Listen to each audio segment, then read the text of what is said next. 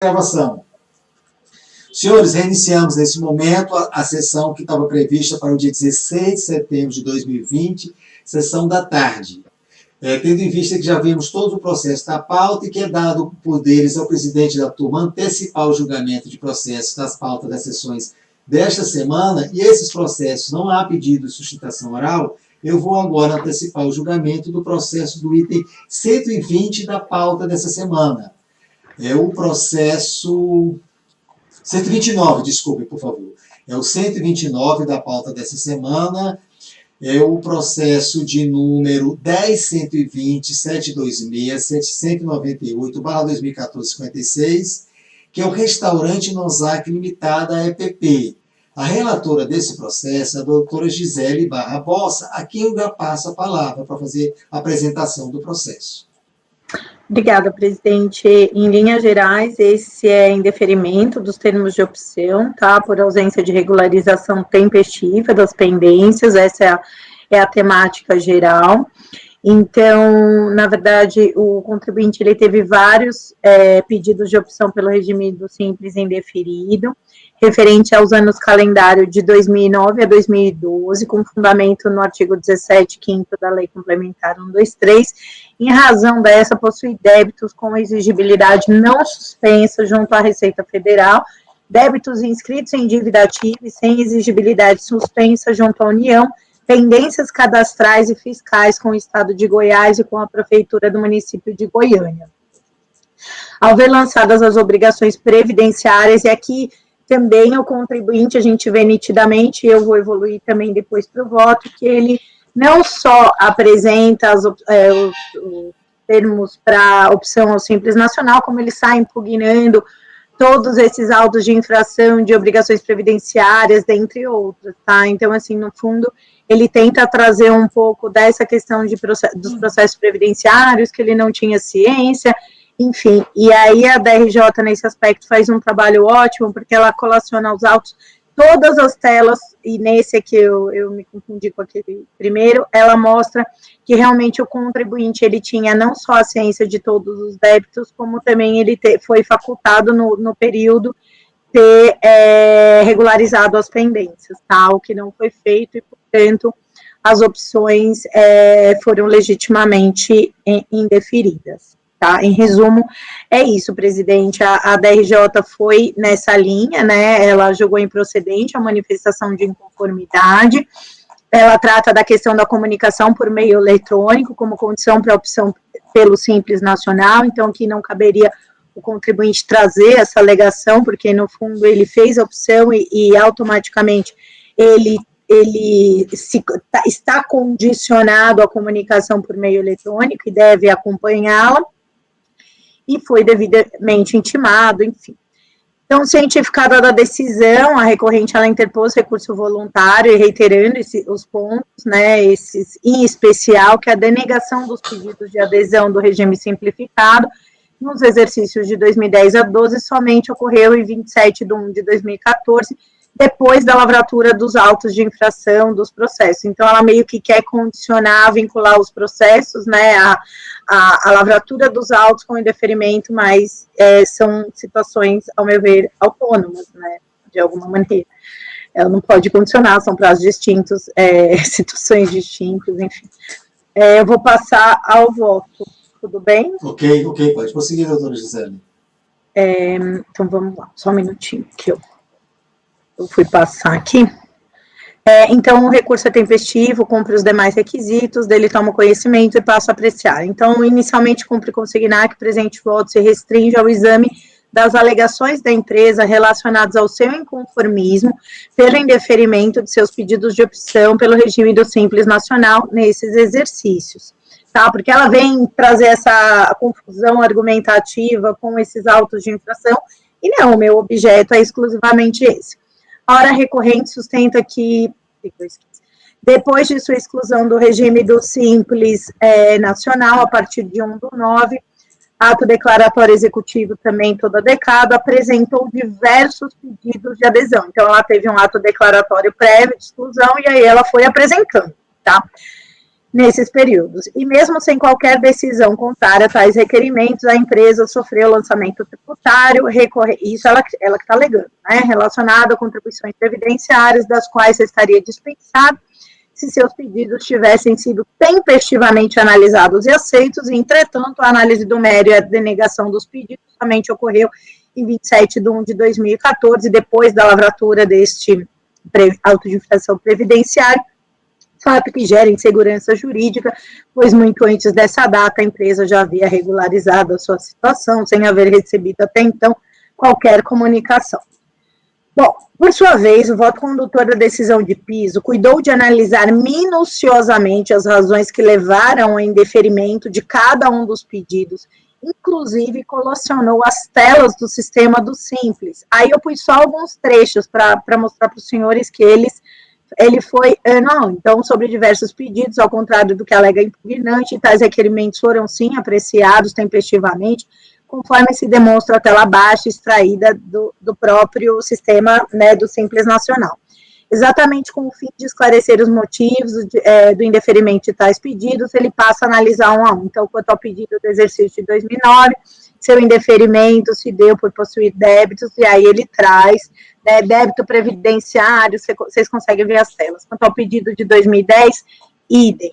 Ele, enfim, foi indo um a um, tá? Em 2011, aí eu não fui pondo mais as telas, mas vocês, se abrirem a decisão da DRJ, vão ver que cada um dos períodos eu só trouxe o trechinho para mostrar que estava muito claro. E quanto ao pedido de opção de exercício de 2012 também, né, então ele coloca que foram regularmente publicados, tudo de forma adequada. Indo direto para o item 13. Em vista das verificações apresentadas, caberia ao contribuinte, em seu recurso voluntário, contrapor os fatos apresentados, leia-se, fazer provas de que procedeu a devida regularização no prazo de 30 dias, contados da data da ciência eletrônica dos indeferimentos da opção pelo Simples Nacional. Então, nessa linha, até pus aqui em nota de rodapé um precedente. Contudo, limitou-se a reiterar os argumentos de defesa sem confrontar a análise conjunto probatório trazido pela própria autoridade julgadora.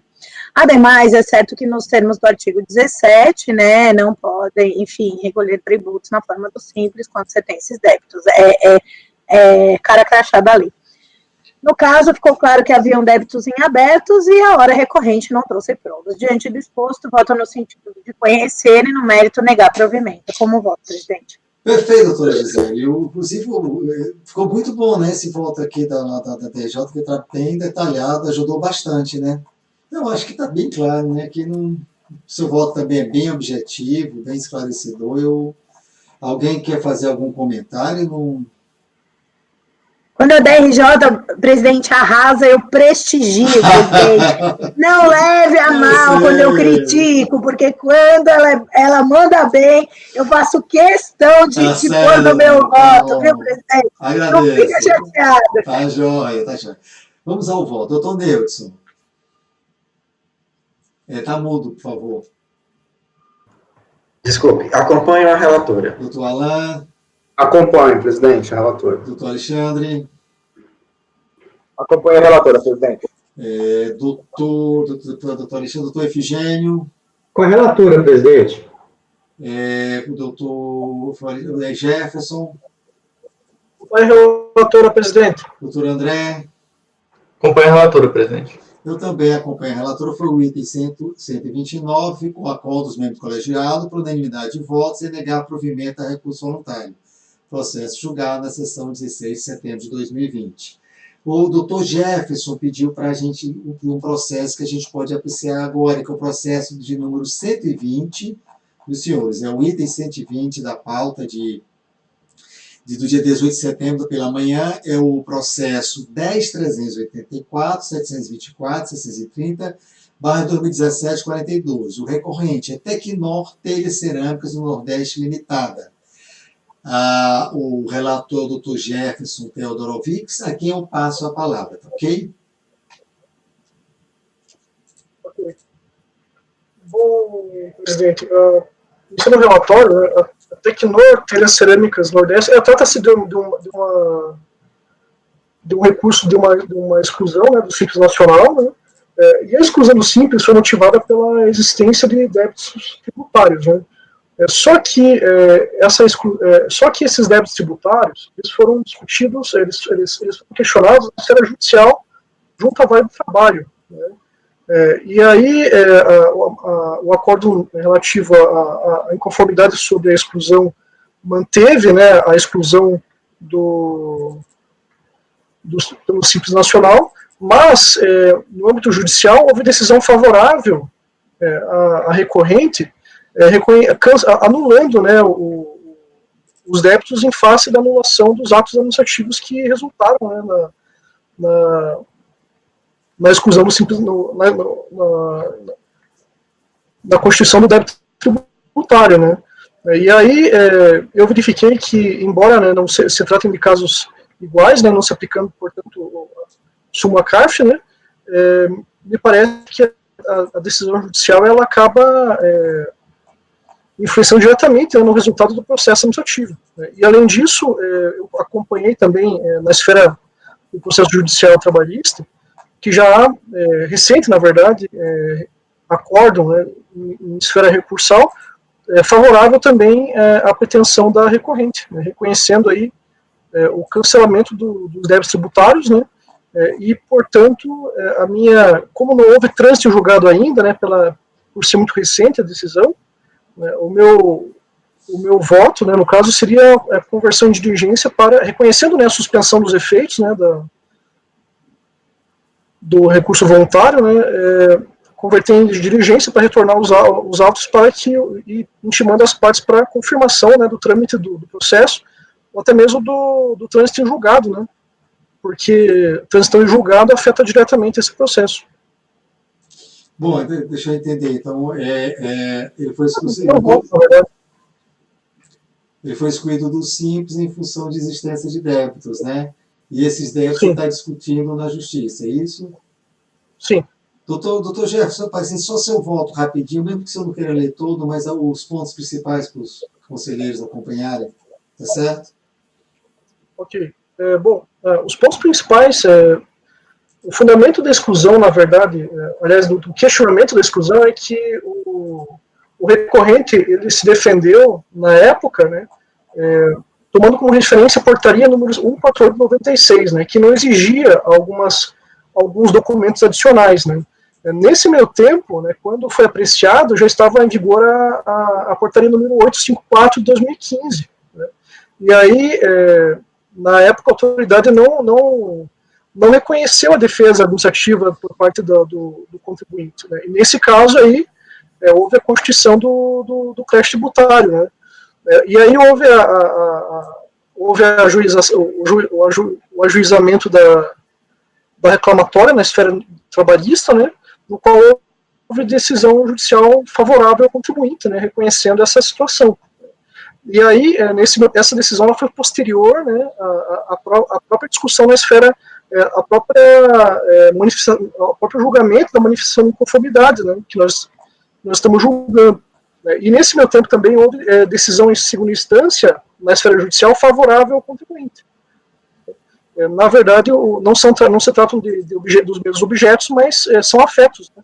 Porque uma vez que se reconheça o cancelamento, né, dos débitos tributários do próprio ato administrativo, do procedimento administrativo que levou à exclusão do simples, naturalmente que isso também afeta, né, o processo administrativo em julgado agora. Por esse motivo que eu considerei, reconhecendo, né, a suspensão dos efeitos, o meu caminho seria voltar ao processo para que as partes confirmem, né, o trâmite do processo ou mesmo o trâmite em julgado.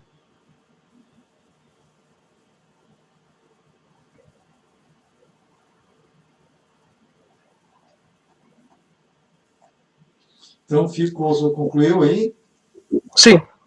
Então, diante do exposto, reconhecendo a suspensão dos efeitos da declaratória incumbente pelo recurso voluntário interposto, voto por converter o julgamento em diligência para intimar as partes a prestar informações relativas ao termo do processo judicial, retomando após o vídeo. O processo volta para a gente, nesse caso, viu? É só corrigir esse finalzinho aí. Ele retorna para nós, viu, Jefferson? Nesse caso, a seleção do projeto foi essa. Jefferson, tinha uma bobagemzinha aqui, num parágrafo, você precisa botar DRJ, botou DJR, é só... Isso onde foi? Não é uma bobagem, mas essas bobagens, se a gente não pegar agora, depois não pega mais, não. Quando você tem um parágrafo, você começa assim, em síntese, os principais argumentos apresentados pelo recorrente no âmbito do recurso voluntário, visando a reforma do acordo proferido pela segunda turma da DJR. DJ, bobagem. Página 3.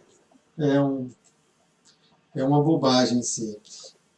Doutor Jefferson, eu só não entendi por que o senhor colocou o comparativo da portaria 148 com a 854. A do Ministério do Trabalho, Justamente, Por quê?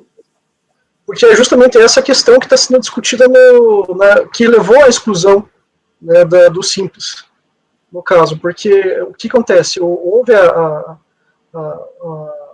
intimação da parte, né, para se defender, né, ele não teve, ele seguiu o procedimento previsto na portaria, né, que eu até coloquei ali o requisito do artigo, acho que é o artigo 24, né, e aí nesse meu tempo veio a portaria de 2015, no qual a autoridade se baseou e não considerou a defesa administrativa do recorrente. E foi justamente isso que foi discutido na esfera judicial, né, com a decisão judicial favorável ao contribuinte, ao recorrente. Perfeito. Não é a mesma causa, mas afeta, né, diretamente.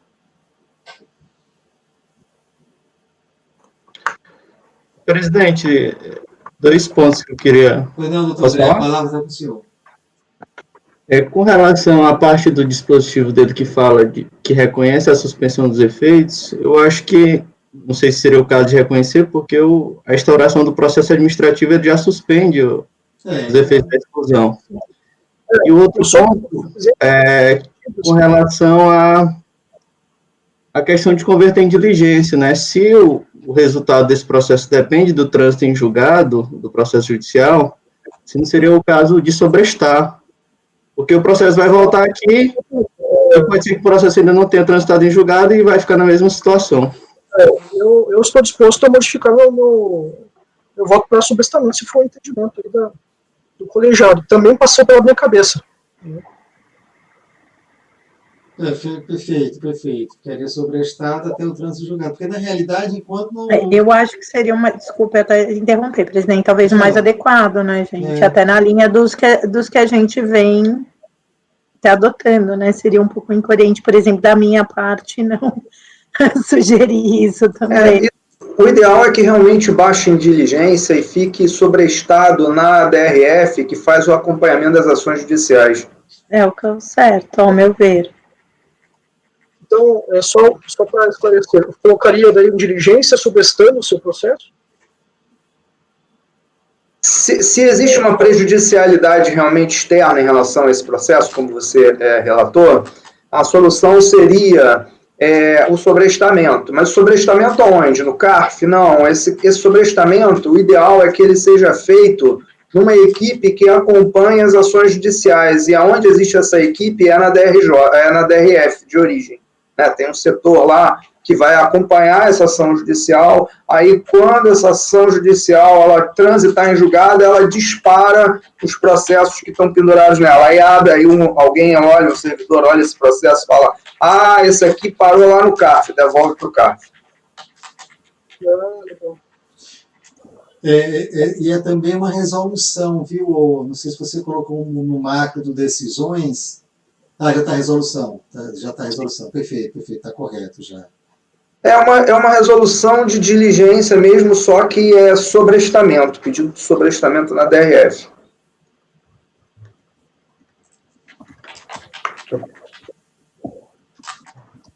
Então, nós vamos... Presidente. Pois não, doutor Neudson, depois do doutor... O Efigênio já tinha pedido a palavra. Doutor Efigênio, então.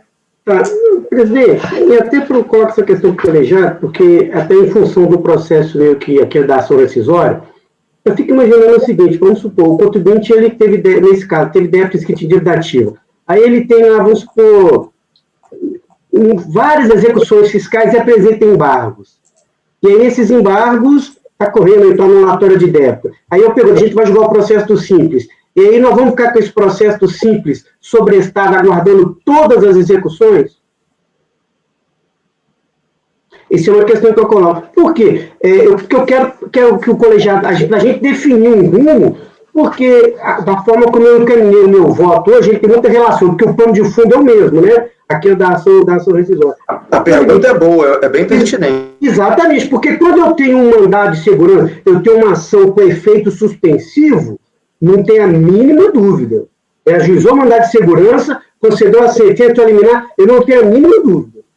Mesmo porque é regra processual. Agora, quando eu tenho uma ação que não tem efeito suspensivo, e é perfeitamente viável, ele está lá com 10 execuções, 10 débitos, a Fazenda propôs 10 execuções. Aquilo pode demorar. Eu vou ficar aguardando todos esses resultados? Aí eu queria que o colegiado discutisse isso para a gente, até para definir como é que a gente vai caminhar nos próximos. E já adianto o meu posicionamento. O meu posicionamento, nesse caso, em não havendo efeito suspensivo, eu atribuo tal qual eu votei na rescisória. Mas eu acompanho. Assim, estou disposto a mudar o posicionamento. Não é nenhum questionamento. É para a gente adotar um, porque senão a gente vai para um lado, vai para o outro. E aí, quando a gente chegar numa determinada situação extremada, igual essa que eu citei, 10 execuções, que tem contribuinte que vai ter esse tipo de situação, né? Então, é esse questionamento que eu deixo para o colega. Vamos então aprofundar essa discussão. O doutor Neilson tinha pedido a palavra, viu, doutora Gisele? Eu vou passar para ele, depois eu passo para a senhora. Doutor Neilson.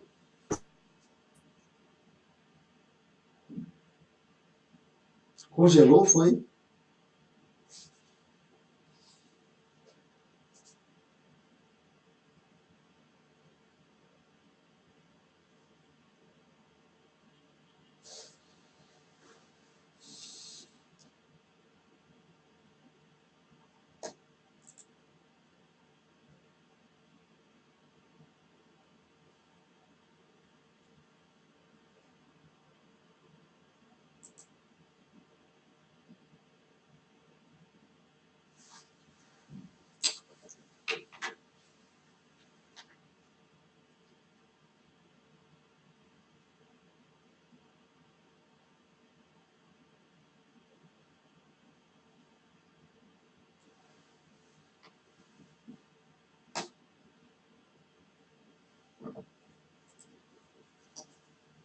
Deixa eu ver.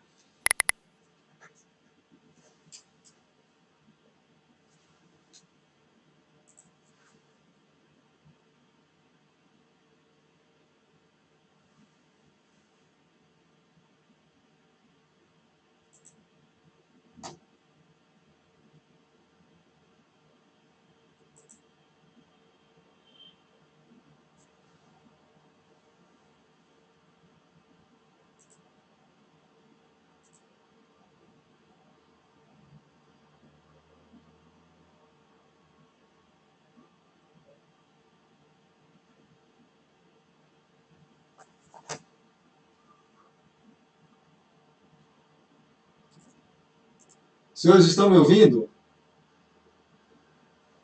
Senhores, estão me ouvindo?